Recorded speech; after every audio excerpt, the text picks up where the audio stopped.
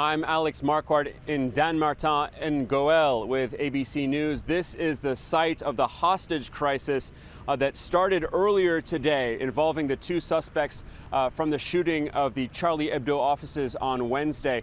It's taking place a short distance behind me over there. We've seen helicopters hovering overhead, but this is as close as we can get. And what we understand is that in an industrial zone that's just over those houses there's a small business that is a printing shop, and that's where those two suspects are holed up, holding what has now been confirmed as one male hostage.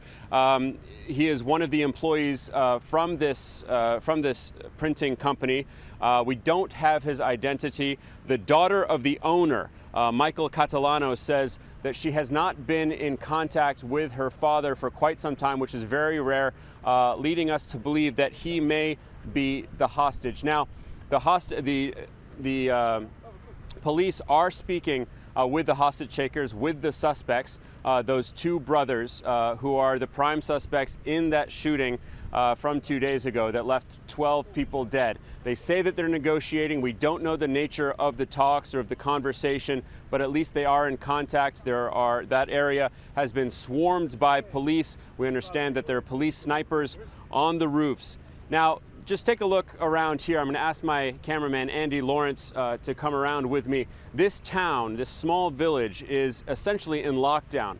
Very few residents in the streets. The people you're seeing here are either journalists or police. The mayor of the town, on the town's website, has told people to stay inside, to lock their doors. This, in fact, here is a school. It's a middle and high school, and the schools have also been closed. You can see that the white shutters are closed for the most part, and the teachers, several of whom we've spoken with, have been trying to keep their students calm by watching movies, watching TV, singing songs. This, as I mentioned, is a middle and high school with 10th and 11th grade students right here in front of us.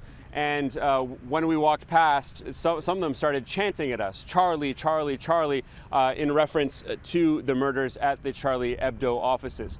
What authorities are now trying to do is to evacuate the schools. Many of the primary school students are being taken to a gym here in town. Many of the middle and high school students are being taken about 10 miles away to another village where their parents will be able to pick them up.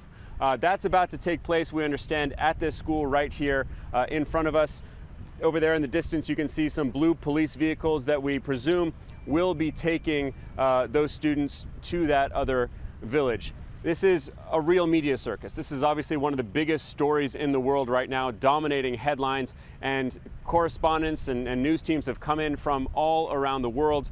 From our position here, you can see a long row of satellite trucks broadcasting live to the world, and I'm going to ask Andy to come around here. This parking lot here, all these vehicles are journalists. The police earlier today, as this was happening, asked us to come down here into this area, to gather here so they could set up a kind of information center.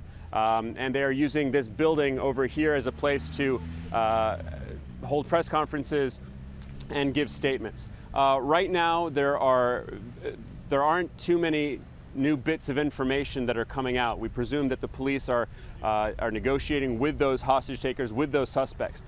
The question now, though, is whether this will be able to end peacefully. Clearly, the manhunt, to some extent, is coming to an end. These two prime suspects have been on the run for 2 days now. Now, how did they get here? After the attack, they fled Paris and went into the countryside about an hour northeast of the city, near a wooded area, a forest called the Forêt de Retz. And that's around there where they were spotted yesterday by the owner of a gas station.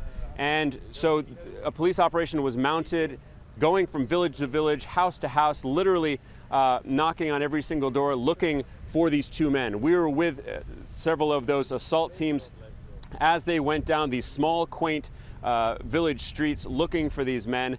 And then this morning we got word that they had hijacked a small silver Peugeot and started making their way back towards Paris. And that's when they ran into a police checkpoint. That's when their plan went off the rails. There was an exchange of gunfire with the police. They diverted coming here into this town and going into that industrial zone where that printing company is and taking that one man hostage. We don't know how this is going to end. Clearly, we have evidence that these two men are Islamic fundamentalist extremists. One might imagine that they would want to die in a blaze of glory as martyrs. But for the time being, the police are talking with them to try to get this whole story, this whole saga, which has been going on for 3 days and shocked France, the worst terrorist attack in half a century, trying to get this all to come to an end without spilling any more blood. Alex Marquardt, ABC News, Danmartin-Angouel, France.